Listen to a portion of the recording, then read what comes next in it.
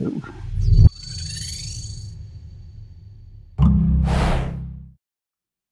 everybody, welcome in. It's Sunday Fun Day. Thank you all for coming and taking the time out of your weekend to spend time with me. And for all of those in Australia, welcome in. So let's jump in today. Let me see. Welcome in. Yeah, the video works, sound works. Always good. And we're going to talk about a bunch of stuff today. All the top questions from the week, as you know, from the community.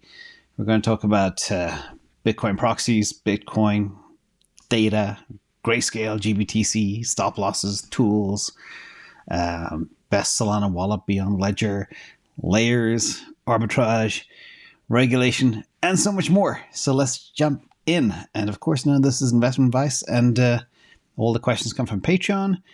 Jump on in. We got a few spots open if you want to get immersed in maximum KPM.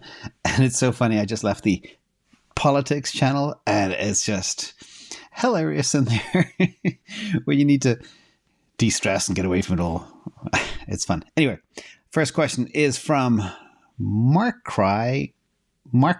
Hope I got that right. To get Bitcoin and ETH exposure in my Roth IRA, I bought shares of GBTC, which is now at a 50% loss, and ETH that is even more in the red. Since no spot Bitcoin ETF seems imminent and Grayscale fees are significant, is it wiser to sell at a steep loss and move to a faster horse, or to keep them in the Grayscale funds? Well, if you guys know me by now, never more than 10% in a proxy, unless you're looking for trouble. So be careful of that. Let's look at the discount first. I'm just going to focus on GBTC. I know the ETH discount is even higher, but currently the Grayscale Bitcoin Trust discount or premium to net asset value is minus 42.34%. And it's off the lows. We hit nearly 50% way back late December. And it had another dip back in Feb. But since then, it has been kind of recovering. So there's a couple of questions here that we need to focus on. First of all, let's look at what's going to happen. Now, you've heard me say all this before, but I'll say it again. So the fact that the futures Bitcoin Trust, the futures product is approved, but there's no spot product, that's just ludicrous. And Hester Pierce is pro spot ETF, and she just got a new 5-year term.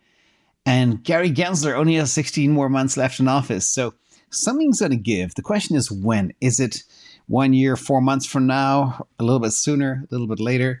There's also a Grayscale case against the SEC, and it's only a matter of time. People are now plucking up the courage to sue the SEC in multiple cases. And this is kind of good because the SEC has kind of like poked the hornet's nest, and all these hornets flying out and attacking it, which is good. And we know from the XRP Ripple case how long it takes to prosecute these things. It takes forever and ever and ever. So with that, what's going to happen? I think it will be approved. The question is, I don't know when. Probably within a year and a half, I reckon. Once Gary's gone, it'll be one of the first pieces of order. And also by that time, because it'll correspond with the Bitcoin halving, price will be going crazy too. So there'll be a lot of demand to get this stuff done. So in the meantime, you got to look at fees. So I'll put together a little piece here. Yes, you're dead right. Fees can reduce returns over time.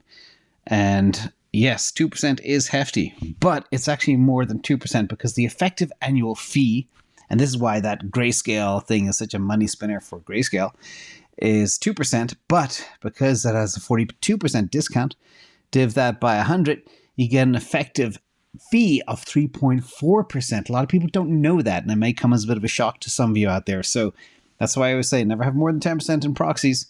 But here, the discount is likely to narrow. Again, once we get wind that it will move to a spot ETF. So that's kind of good news. Let's look at exactly the counterpoint to this. Yeah, you can avoid fees, but that 42% discount is actually kind of juicy, which means you can actually buy one Bitcoin for $14,814 instead of over 16 or 26,000 right now as we speak. It's gone up a little bit. And we have this model here in the community. It works for all the trusts as well. So basically, you need 1,094 GBTC shares to have one Bitcoin to be a whole coiner. And, it's good to do it in retirement accounts. What you could also do as well is you could swap between assets, kind of like pair trade them, get in and get out after a bump. And that way you can maximize your bag in a tax-free account. But to be honest, even at 3.4% fees, compare that to the 42% discount, it would take years for that to be eaten away. So I would say kind of pair trade it, increase your bag size, get out of your hole, but selling it at this discount, and especially at a big loss, may not make sense. I think, again, 16 months, 20 months, 18 months, something in that time frame. On the outside, we should get that spot ETF approved.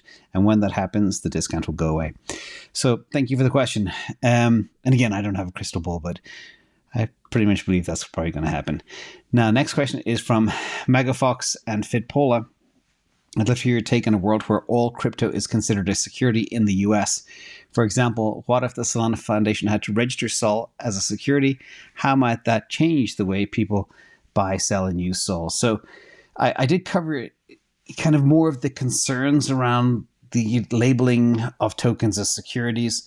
And again, the SEC is going after 67 right now, but basically everything is a security, in my opinion. Even Ethereum with staking, I believe, is a security. Bitcoin, no, it's not. However, regarding this, it's a very complex discussion. I think there's a couple of things that could happen.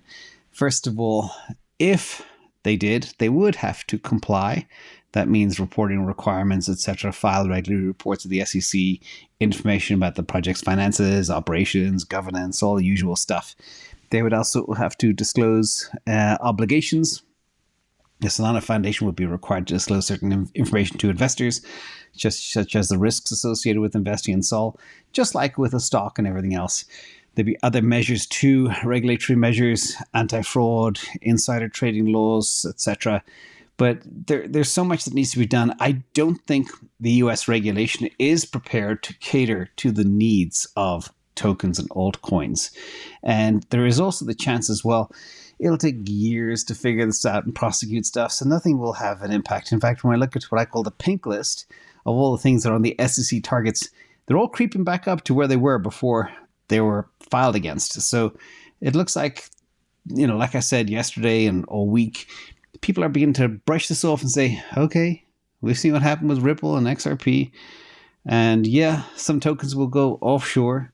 And yeah, the US market isn't that important anymore. There's so little spot volume happening here. And yeah, we'll see what happens. But I think they do have to change the regulations to be able to cater to altcoins as it stands right now. So with that, I also, final thought, I also do believe that things like Solana, big projects, have the wherewithal to actually comply with regulations once they make the regulations logical. But for the meantime, next 2-3 years, I wouldn't worry about it too much. Doesn't matter. In the future, it will. So next question is from Novoman.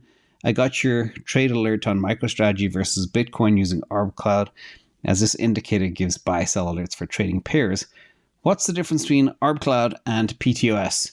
Confused, looking for an answer to subscribe to the right tool. So for those who don't know, Arb Cloud is exactly what it says, and PTOS is pair trading on steroids. It's kind of like a brainchild I've had for over a quarter of a century, and now we have the ability to do it. So first of all, Arb Cloud is really for Bitcoin proxies. It involves a strategy that involves buying an asset in one market or in the same market and selling it in another market for a profit. That's basically arbitrage. Now, in the case of, say, Bitcoin and MicroStrategy, the arbitrage opportunity arises because the price of Bitcoin is not always the same as the value of MicroStrategy's Bitcoin holdings or their intrinsic value. So a simple example, a crude example, of course, the model takes into a lot more other elements, but imagine Bitcoin is trading at 30,000 per coin and MicroStrategy is 100,000 Bitcoins. The value of their Bitcoin holdings would be, say, $3 billion. But if the stock, MicroStrategy stock, is trading at $200 per share, that's where you see the opportunity. So you sell one, like Bitcoin, and you buy MicroStrategy because it's undervalued. And the corollary is also true. And that's why I built the Arb Cloud, because it tells you when one is cheaper than the other. So here, this is kind of the Arb Cloud. You basically, when you're under the Arb Cloud, you sell Bitcoin from MicroStrategy because MicroStrategy is cheaper than it should be. And when you're above the cloud, you sell MicroStrategy back into Bitcoin. And this has been working like clockwork for quite some time. And it's a fun tool, really easy to use. And if you like those assets and you have an exchange that has them both, it's even more fun. Pair trading on steroids is very different, however. It's specifically designed for both option and non-option traders. And basically, it's designed to help you hedge your portfolio with inversely correlated assets. I can't stress that enough. This is basically pair trading things that are completely inversely correlated, like the QQQ for NASDAQ and the PSQ, which is the short version of QQQ, or Tesla and TSLAQ, etc. And there's tons of other stuff as well in crypto. And the beauty of this is if you can use the model correctly, watch basic things like the trends, you can play both sides of the trade. It means you can go long and short at the same time. If you are at a rock bottom floor, that means you go long, the long version, and you go short, the other version, etc. So this is basically how it works. You can see the UI is a bit different. The bottom is the model that does the calculations.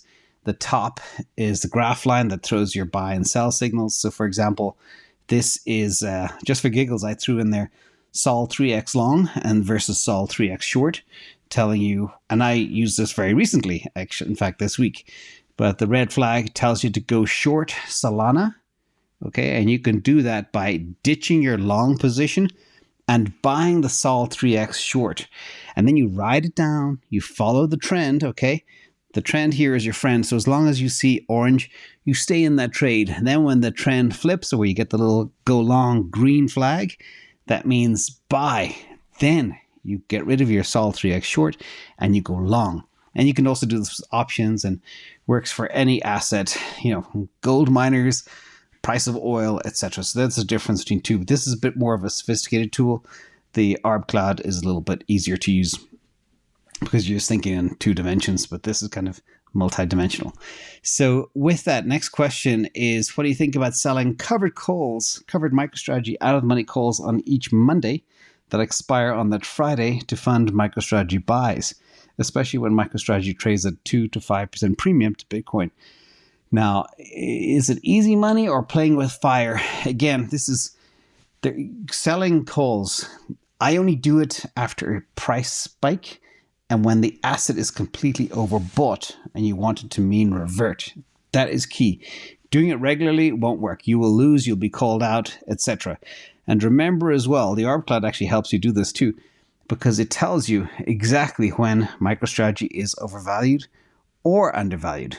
Absolutely critical. But the most important thing is this, and that is you are playing with fire if you do this strategy. It can work, but you have to only sell the calls on spikes when it's going to mean revert, not other than that. And remember as well, there are 4 things that determine the price of MicroStrategy. The most important one is Bitcoin. That moves about 90 to 95% of the price of MicroStrategy.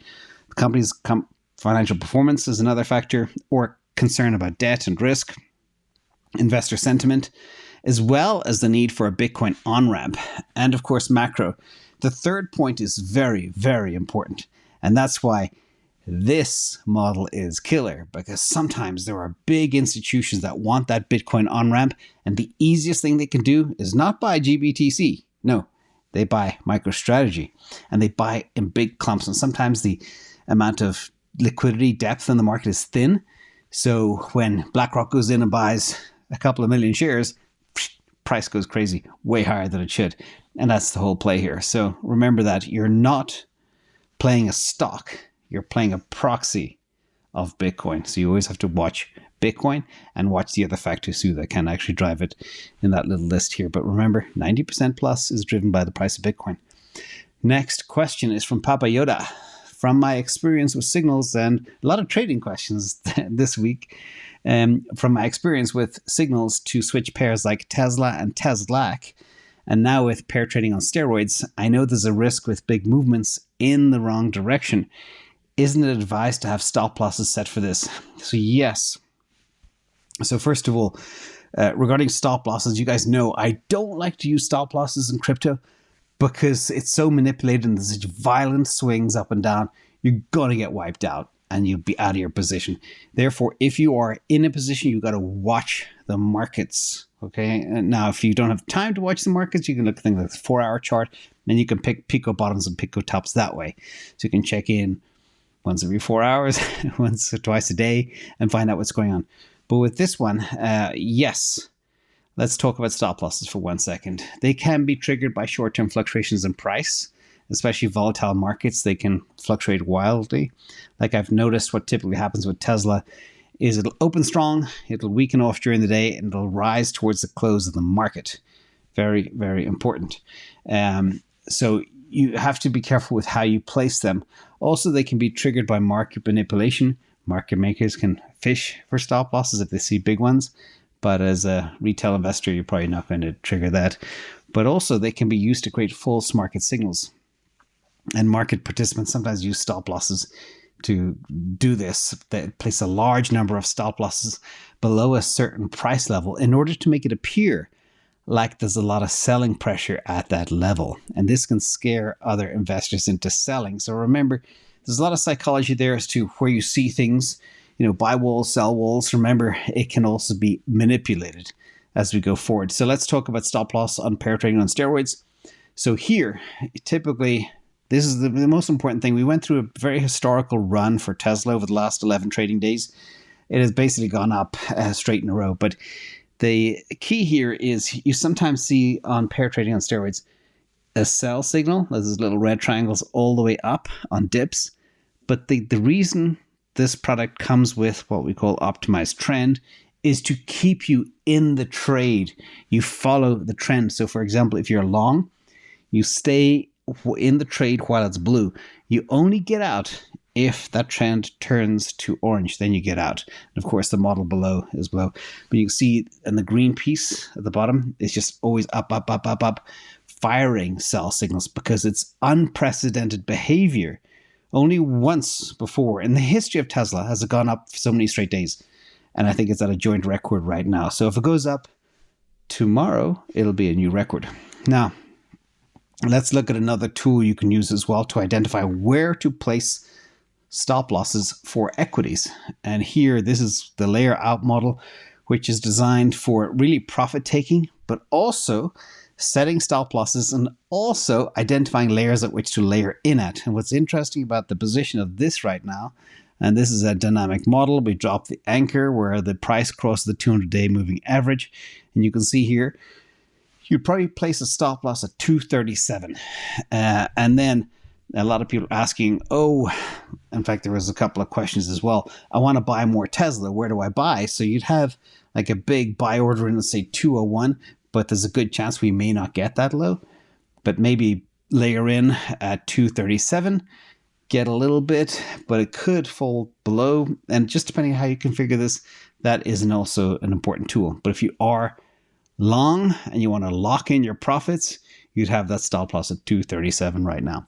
Or what I like to do is go right under the big number. So it'd be 236.9 would be where I'd place it. So I hope that helps. One last thing. I always say this and people don't understand what I mean. But I call it don't jump in front of a freight train because you can't stop the train. When there is a huge amount of momentum, that's why I call it a freight train, because it has all the oil behind it. You're there. You're not going to be able to stop this thing. So you want to stay on the train. Don't try get out of such a trade with such strong momentum, as signified here by the big blue trend as well.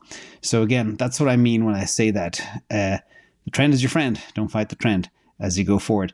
And Tesla, I do believe, should be valued at $400. The problem is Wall Street is so full of these amazing analysts. They think it's going to $30. They think it should be valued like a Toyota or a General Motors because they don't understand what it is. But the penny is dropping for these people. Slowly but surely, they begin to see all the colliding S-curves, the dominance, the checkmate moves of things like supercharging.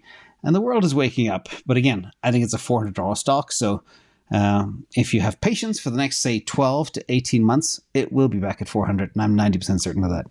So next question is regarding Theta, a token. Now, this is from Sander V. Regarding Theta, it seems they've got a strong partnership. partnerships, own a number of key patents, and continue to build throughout in the bear market. The token price, however, has not been reflective of these positive developments. What is the project missing that's keeping it down? Well, first of all, the overall crypto market is a big flight to safety, hence the Bitcoin dominance is so strong. Ethereum is not considered a security, it's considered a commodity. That's why a lot of money is flowing into Ethereum as well. Let's look at a couple of things that we always look in our checklist. I have not done a should I buy or a deep dive on Theta. I never believed in it. I did do one on a similar asset, though, I think, way back related to music. But anyway, the crypto compendium score for Theta is 6.1, which is above kind of 6, which is kind of like my threshold. But remember, having a good compendium score means the tokenomics, etc., inflation insider holdings are kind of fairly distributed, fairly organized. But it does not mean it's a buy. Now, there is one red flag on Theta tokenomics, and that is whales own 76%. So there will be sell pressure if there is any rebound, but whales tend not to sell at the bottom. Let's look at the chart here, which is kind of terrifying. We are now 96% off the all-time high and not far from the all-time low as well. And the trend is down, and this is kind of an ugly situation. So what's going on here? Well, we know in these types of markets, money is flowing to the safer, more secure assets and stupid meme coins, which is the nature of the people that invest. But I think there's a couple of problems with Theta. And I hope when I say this, I don't offend anybody if they have big Theta bags. But I do not believe their technology is unique. And remember, I only spent an hour and a half researching this a few years ago, and again today and last night. I don't believe their technology is unique. I believe there are other blockchain projects that are working on decentralized video streaming, such as LivePeer, Steam, and a few others. We'll talk about some of them later as well. It doesn't mean Theta does not have a significant advantage over its competitors, but it's easy to jump into this space. Also, the network is a bit centralized, which means it's vulnerable to an attack, and therefore it's not so good. Everything else is kind of okay, but the demand for bandwidth is not high enough to support the current supply of Theta tokens. I think that last point is probably the most important thing, is why there's not enough demand for use of the service. Therefore, it's not inflating the token use as we go forward. In addition, I think there's a couple of things where you can summarize this. One, there are a large number of users and nodes, which is good. And the other good news is staking only requires 1,000 Theta tokens, which at today's price is very little money. But the bad is the competitors like LivePeer, that is a decentralized video streaming platform that uses proof of stake. Beam, privacy-focused blockchain, also supports decentralized video streaming. Plar, another one, I think it's a decentralized video streaming platform built on top of Ethereum blockchain, etc. And they are apparently, I know you said they have a lot of partners, investors. They're apparently finding it hard to attract more partners, bigger partners and investors. They do have partnerships, but they're not big names, and those big partners aren't completely committed to the platform. And there is, of course, regulatory uncertainty. So from that perspective, with the chart and everything else, I think there's far less risky assets out there. I like assets that are leaders in their space, and they have a moat, which means other players can't just jump on and buy. I also believe for the Theta team, I think they should be less focused on managing their own blockchain, but maybe deepen their platform to another better, cheaper, faster chain, like many other things are doing right now, like Render, like Helium, etc. So that could be an option as well for these guys going forward. Now, next, speaking of a deep-in chain, the question is from Andrew C. Best hardware wallet for Solana, Trezor does not support. Obviously, we are still bamboozled with all the hardware questions, and a big thank you to the team that helped me with this. We have a hardware expert on staff. So first of all, let's talk about Keystone Wallet. And again, it takes a lifetime to build up wealth and a minute to lose it. So this is a very important topic. With Solana, you do not have many options when it comes to hardware wallets. However, one relatively new option that looks pretty good is Keystone Wallet. We are not endorsing anything. We just look at the technology. Keystone Wallet is designed to be completely air-gapped from the internet with their Vault feature, which we like. It also allows users to store their assets in a secure, offline, air-gapped environment, which is awesome. Let's dig into a little bit about how it works.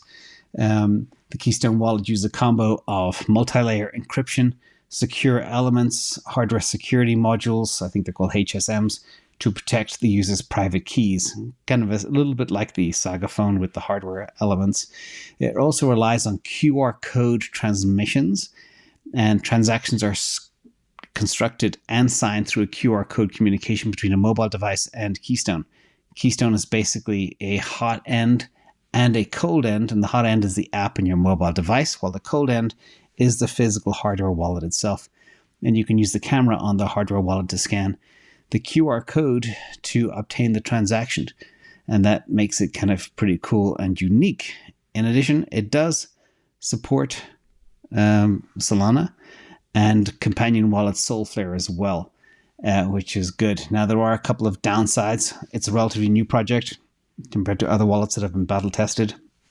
And the user experience is quite different from your typical hardware wallets, like relying on QR code to scan. However, overall, there wasn't any major red flags that we could find, and it seems to be an excellent wallet and definitely worth picking one up if you're interested. Next question is from Baker6. Bitcoin blocks are full and fees are rising. I send small transactions frequently. Will small transactions and wallets become fee locked? Do I need to learn and teach the Lightning Network to new Bitcoiners? And what Lightning wallets and products should I look into? Great question, Baker6. Let's jump into this real quick. First of all, there is something called the Muun Wallet. And with Bitcoin transaction fees going up, it's now better to transact on the Lightning Network for small and frequent transactions. And there are several wallets that handle Lightning very seamlessly. Muun is a non-custodial Bitcoin and Lightning wallet, and you can seamlessly transition between your on-chain Bitcoin and Lightning with Muun. And it's our default, 2-for-2 multi-sig wallet, and it uses a recovery code system. It's not a traditional BIP39, and we like BIP39 capabilities, but since the use case is being a hot wallet rather than being your cold storage solution, then it's fine. And Muun is probably the easiest to use for beginners. Again, for sending small amounts of Bitcoin frequently. There's another one as well called Blue Wallet. It's another non-custodian Bitcoin and Lightning wallet. Blue Wallet has a cool feature that lets you operate many different wallets in the application. And this way you can have different wallets handle different types of transactions. For example, multi-sig capable Lightning wallets, watch-only wallets, etc. It's not as easy to use as Muun, but more customizable. And you can set up your own Lightning node or other Lightning nodes with it. And it does have the traditional BIP39 capability that we like for your recovery.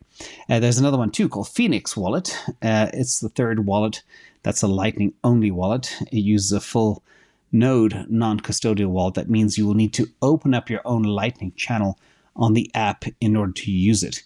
And that's a bit expensive with a one-time fee, which could be as much as 1%. But once it's set up, then you can just transact very, very cheaply. So that is kind of your way around, Baker6. Thanks for the question. Next one is from Walter F.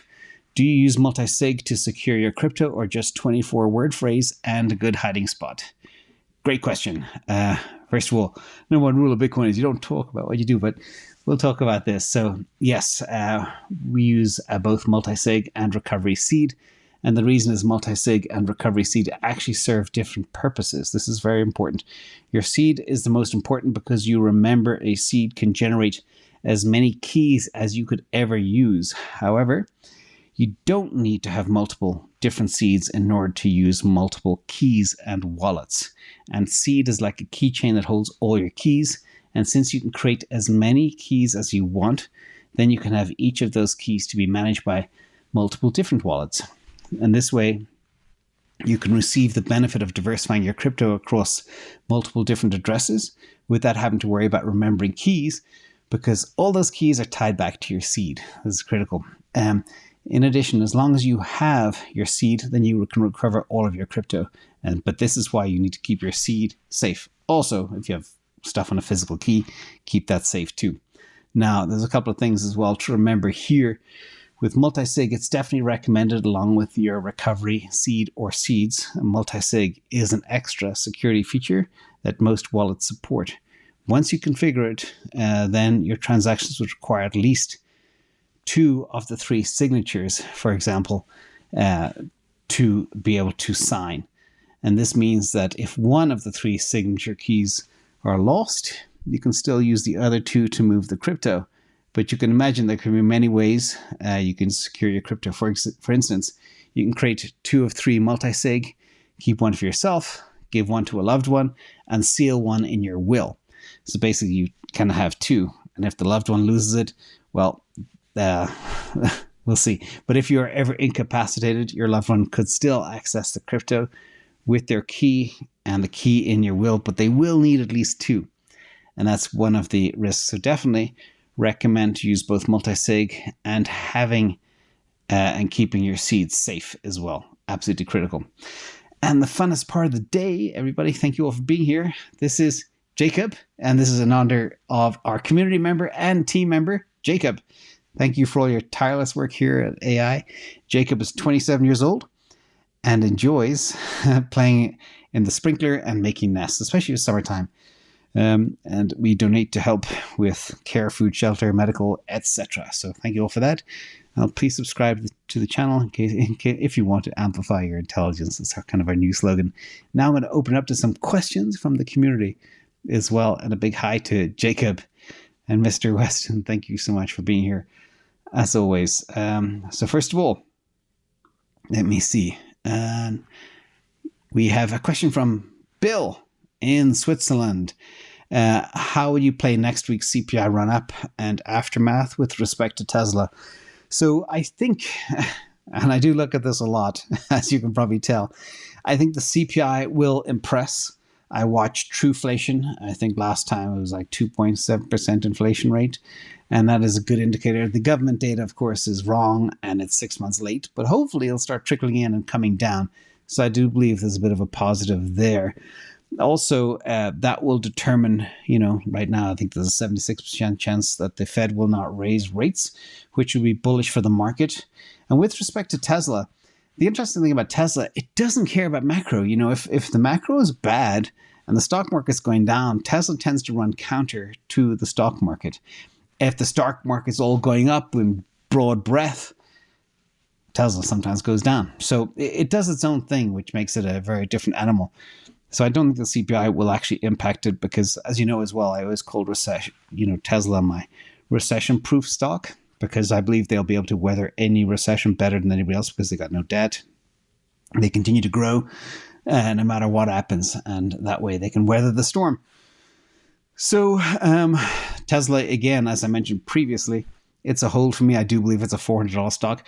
I will hedge on a gamma squeeze if I see that, where I see it being completely overbought. Other than that, I'm going to hang tight. And if it does go back into the, 160s, 170s, that's where I would load up more. But right now I am irresponsibly long Tesla, especially after what happened the last 6 months. Silicon Valley Stoic, if you can only hold 2 stocks, what would it be? Tesla and Google, perhaps? If I could only hold 2 assets, it would be Tesla and MicroStrategy.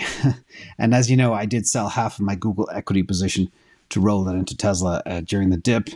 And I regret not moving at all. But I kept a little piece at Google. It still is a very powerful company, top AI player. I do believe they will win against Microsoft.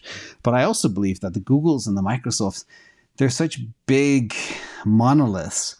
They could also be disrupted by the pace of change with AI right now. So keep an eye on that. But if I was only to hold 2 equities, it would be Tesla and MicroStrategy. If NVIDIA was under 200, that would probably take MicroStrategy's position. So we'll see. Happy feet.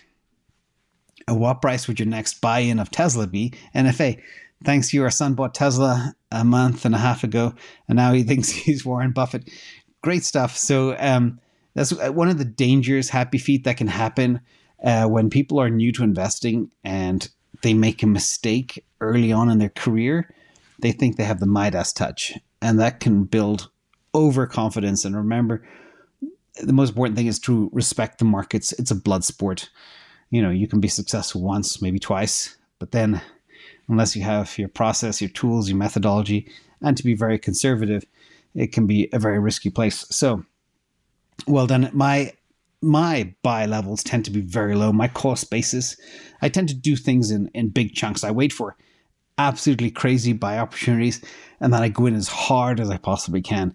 So the majority of my Tesla was purchased, 5 years ago at an extremely low price. And over the last, I guess, 6 or 7 or 8 months, I've more than doubled my bag, but using options, heavy leverage, selling puts, buying calls, out of the money calls, swapping Bitcoin and Google into Tesla. So I went in hard because the price, when it hit, low 100s, it was like stupidly cheap because I knew it's a $400 stock. So I said, this is going to 4x, while you could see something like Bitcoin 3xing. I thought in my little brain that Tesla would outperform at that price level, but now it's getting back to where it needs to be, close to $250 a share. It's going to 400, but your returns aren't as high. In terms of when you would layer in next, use the layer out model that also determines layer in models. I think if you didn't have enough, I'd be thinking about that 201 level. I think it will fall down below 237. But then again, if they keep getting all of this positive media hitting them, analyst upgrades, all the analysts now are trying to scramble to keep up with the price, because it's like you have an analyst saying, "Oh, Tesla target $200," and all of a sudden it's at 250. They look stupid when they have a buy rating and the price is way above their actual rating. So I think the world is changing. It'll catch up. We'll see.